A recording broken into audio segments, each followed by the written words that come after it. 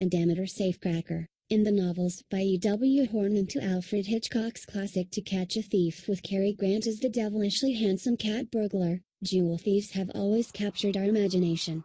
Here are 5 jewel thieves who totally got away with their crimes. 5. The thief who brought chocolate. Antwerp, Belgium has been the diamond capital of the world since the 15th century. Most of the rough diamonds and around half of the cut diamonds in the world are traded through Antwerp. The district is protected by armed police and comprehensive CCTV, and it contains bank vaults with some of the most sophisticated security devices known to man. But no security can defeat the irresistible charm of the thief who stole a fortune in diamonds with chocolate. Carlos Hector Flumboom, not his real name, opened an account at Emerald Bank, and for a year, he behaved like a perfect gentleman. He brought the bank staff chocolates whenever he visited to make regular deposits into his safety deposit box. So regular was Carlos that he was given a key to the vault so that he could access it 24 hours a day. Which he did. Over a weekend in March 2007, Flumboom, who spoke English with an American accent, opened 5 safe deposit boxes. He was estimated to have stolen around 21 million euros worth of diamonds. Though embarrassed staff were able to describe the man to composite artists, he has never been caught. For the Pink Pearl Panther. Joseph Grizzard was every inch the glamorous Edwardian jewel thief. He was rich and debonair and liked to taunt the police with his cleverness. Knowing that law enforcement suspected him of being involved in a diamond heist, he still arranged a dinner party for potential buyers. The police searched his premises while the guests were eating the first course, and Grizzard welcomed them in with a smile. The officers searched thoroughly but found nothing, to the amusement of Grizzard and his guests. As soon as they left, Grizzard returned to eating his soup and pulled a long string of diamonds from the bottom of the bowl. He was also rumored to serve punch from the Ascot Cup, which had been ordered to be made by King Edward VII before its theft from the famous racecourse. His final exploit should have been his crowning glory. In 1913, he masterminded the theft of a string of flawless pink pearls, worth around $18 million. The theft itself was worthy of a Sherlock Holmes novel. The pearls were sent through the post, which was considered to the safest way to transport them. The jewel case was placed inside a mailbag, alongside 300 other identical mailbags. At some point, Grizzard identified the bag, extracted it from the rest, removed the pearls, and, for no good reason, replaced them with a string of sugar cubes, decoupaged with newspaper. The theft was only discovered after the package was delivered. And that would have been that if one of his accomplices hadn't had loose lips. Grizzard was placed under surveillance, and, with the net closing in, the accomplice threw the necklace away. It was found by a piano maker who, assuming the pearls to be paste, gave one to a child for a marble before handing the rest in to the police. Though Grizzard was finally arrested, his charm never left him. The detective in charge of his case, Alfred Ord, even visited him in prison and campaigned for his early release, which Grizzard got. 3. The Gardener.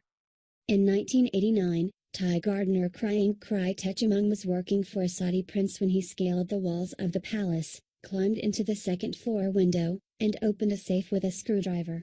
It wasn't the most sophisticated of crimes, though hiding his loot in the dust bag of his vacuum cleaner and wheeling it out the front door was pretty inspired.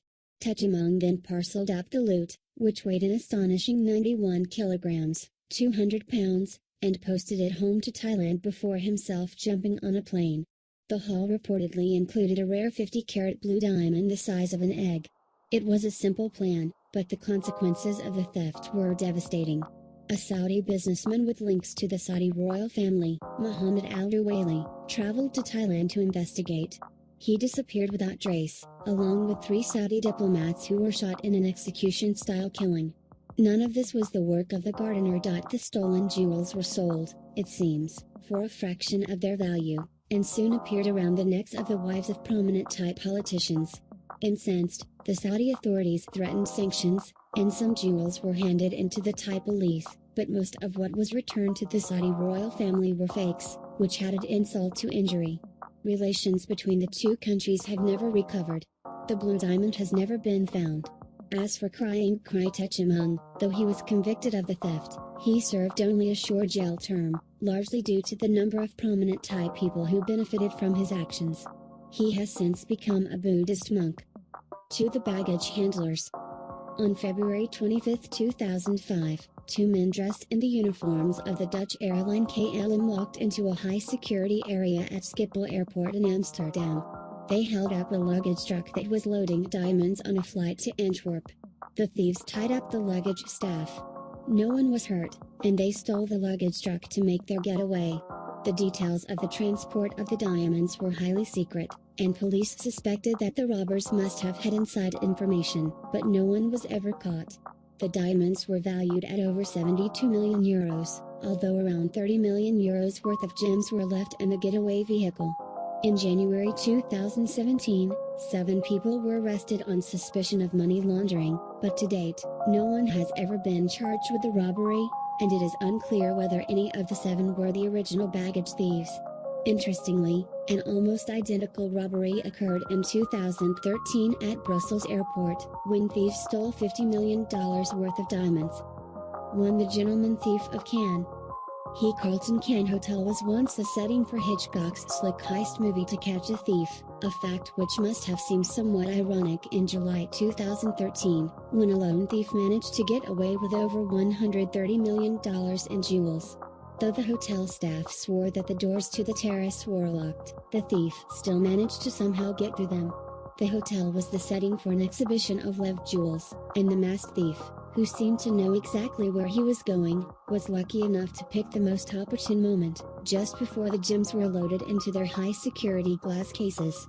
He encountered no hotel guests or visitors to the exhibition, although he did have to deal with 3 unarmed security guards in the exhibition room. The thief threatened them with a gun before seizing a briefcase full of jewels. The haul included 34 exceptional gems which were high-carat and had unblemished clarity, brilliant color, and masterful cutting. The heist was over in 60 seconds. 3 days later, a Cannes jewelry store was held up by a thief and his accomplice.